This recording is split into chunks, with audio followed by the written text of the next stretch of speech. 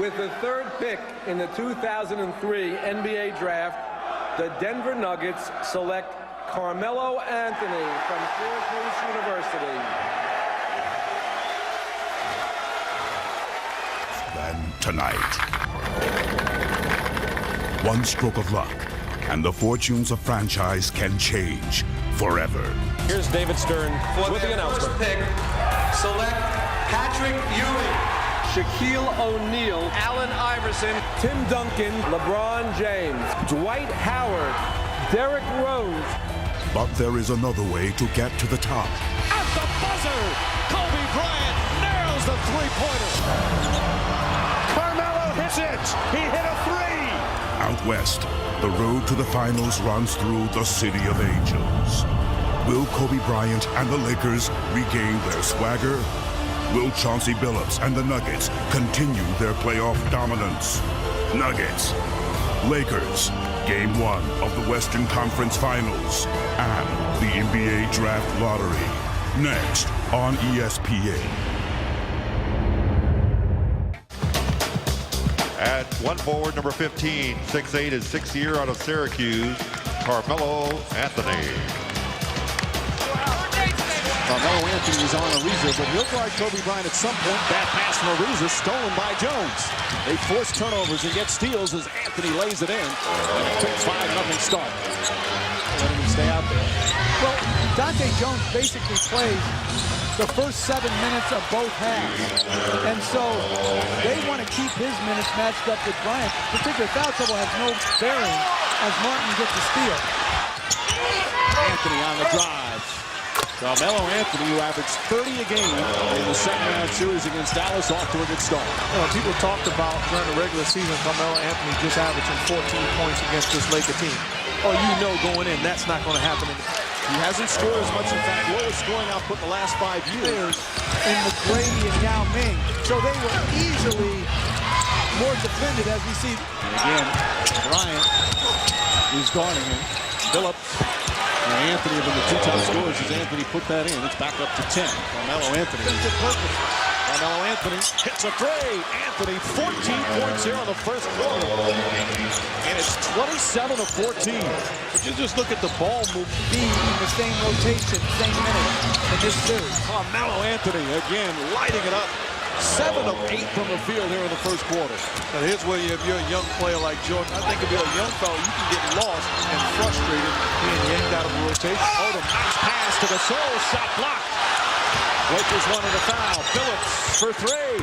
Conference final. As it's 7 of 8 from the field. Also have a couple of assists earlier this week, making all NBA third team. Hand in his face. Can't get it to go. Bryant, the rebound, back up. Blocked by Martin. Nuggets wanted to go 10 instead, and the other one of the Lakers wanted to go 10. The deal is finally done. The Carmelo Anthony trade saga is finally over. Anthony going to his desired destination, Madison Square Garden, to play with the Knicks.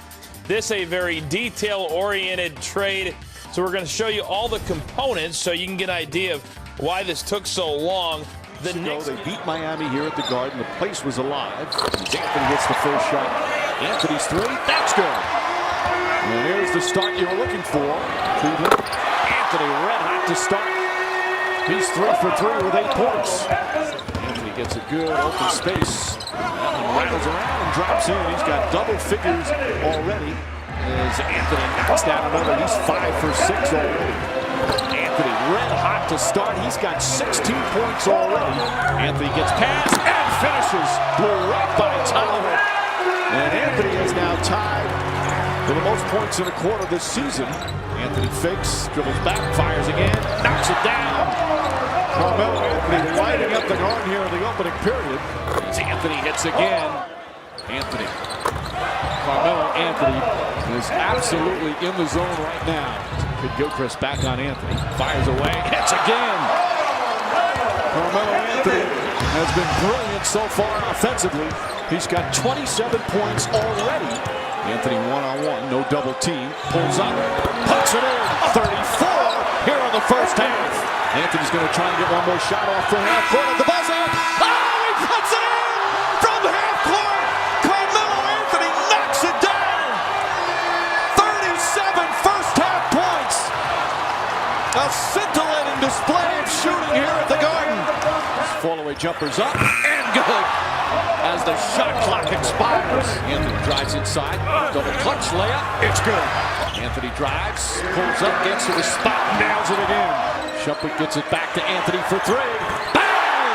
Carmelo Anthony with 49. Excuse me, 46. I'm getting ahead of myself. Chandler the rebound. Backhand Anthony puts up a three. Puts it in. Now he's got 49. Finds McRoberts, deflected by Smith. Anthony ahead of the pack, one man to beat. Goes up underneath. Lays it in. 51, a career high. So they're going to leave him out there to see what he can do. Back up top, Anthony puts it up. Bang! Does it again from downtown. He's got 54. The alley-oop, Mike? Yep. Yeah, they should set that play up. Anthony leads in. That shot is good. Carmelo Anthony with the greatest scoring game in Knicks history. He's got 62. They're going to bring him out now so he can feel the crowd, the love of the crowd for Melo. The highest scoring game ever here at the Garden.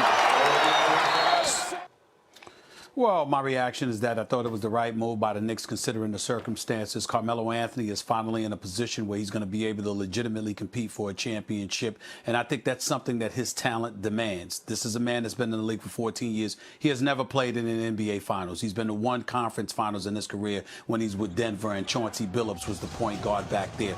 We need to see somebody of his talent legitimately competing for a championship.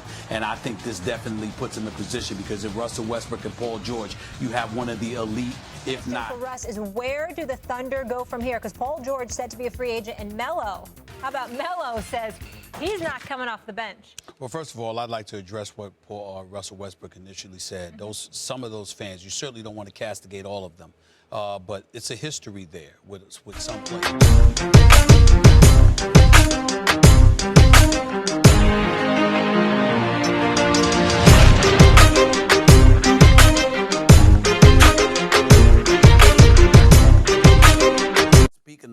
Abundantly off the record. He doesn't trust too many people. He doesn't violate trust. He's a rough rider in that regard as well. All of those things taken into consideration, I think is something that LeBron can do. But I would also like to add this, Max. I think Portland should be interested. I think Philadelphia should be interested. And from what I'm hearing, and I've been hearing this all morning since we did the segment over an hour ago, I'm hearing that there's chitter-chatter going on behind Melo's back. Those emotions that you had departing from Houston, and compare it to the emotions you had departing OKC when you were playing with Russell. Very different. All right, how very is different. that? I've accepted my role in OKC, which was look, you're going to be I wasn't even the third option, right? I was the fourth option. Steven Adams was the third option. So it was just more of, all right, this is what I have to do. Like, I got out of New York. I'm here on the team that I know we have a shot to win a championship. Mm-hmm. So amongst us internally, we all felt like that. But it wasn't until after the season when all of this conversation had started, all this talk had started. Oh, would he come back? Would he take a pay cut? Will he come off the bench? None of this stuff was ever discussed with me as far as me coming off the bench. All I needed was somebody to communicate that with me. And I think people was afraid to stand up and communicate that. But would you have accepted that, Melo? Because when people look at you, they think about a guy like Allen Iverson, who was initially reluctant to come off the bench in the twilight of his career. Right. D. Wade, your brother, guys like Vince Carter and others, they were more willing, even though it was a challenge for them too. Right. They were more willing to accept those roles. When you talk to people around the NBA, they did get the impression that wasn't anything that Carmelo was willing to accept. Your wife Lala came on First Take, was like, my husband coming off the bench? Right. I wasn't willing to accept that because that never was explained to me. Mm-hmm. If you sat down with me man to man and said, you know what, look, what's best for this team is for you to come off the bench. I probably would have fought it a little bit, but then I'd have stepped away from it and said, you know what, yo, this is what's best for the team. Money to your bank for cake, birthday suit, damn, and a little while forget your ASO. Wow, okay, now let's do it my way. If she don't go crazy, then she walking on the highway. And if she don't believe me, tell that bitch just try me. How could it not? Carmelo Anthony was stepping onto the court in Houston for the first time since the Rockets, quote, parted ways with him just 10 games into last season, a move that almost ended the future Hall of Famer's career.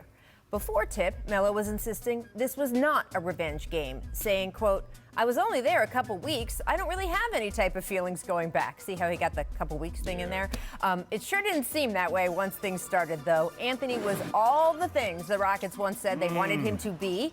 Active, extremely PJ sharp. Tucker like that?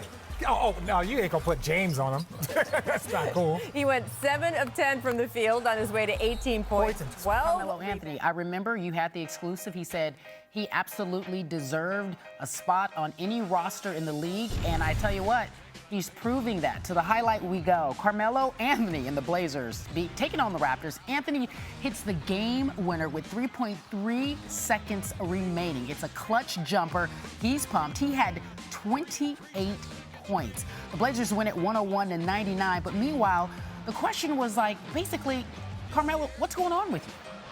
I knew my man was closing out on me, so I just wanted to get to my spot, which is that free throw line. And you know, I trusted my workout, trusted my shot. It's something that a shot I work on every day, and it went in. That didn't even faze you just now, did it? No. Last time I cursed on here, It happens to the best of us. We will flash back to that one quick moment. We had to figure out exactly what they was doing.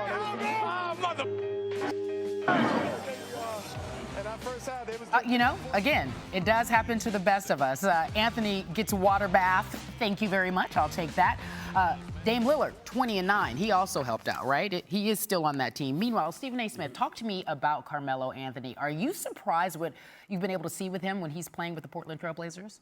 No, I'm not, and I'm very, very proud. Obviously, you know, I've known Carmelo Anthony for over 13, 14, actually over 15 years, and I'm incredibly proud of what I'm seeing from him because it's not extraordinary when you look at it. It's not like he's averaging 25 or 30 a game, but he has the potential to put something up, numbers like that up on a given night. He's averaging over 16 a game. He's the third leading scorer on the team. He's shooting 43% from the field, 41% from three-point range.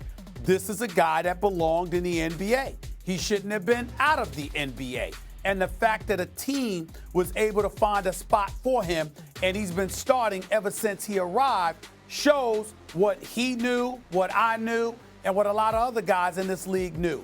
All he had to do, Kerry, and I said this to him when he first got to Portland, all he had to do was not hold on to the ball because in the age of analytics, you have people out there talking about how he stalled an offense. My words to him was attack immediately or pass immediately. That's all he had to do. Outside of that, anybody associated with the NBA knows that Carmelo Anthony has the skills to still make a contribution in the NBA. There is no way in hell he should have been out of the league without a job. And the fact that he is back in there helping the Portland Trail Blazers.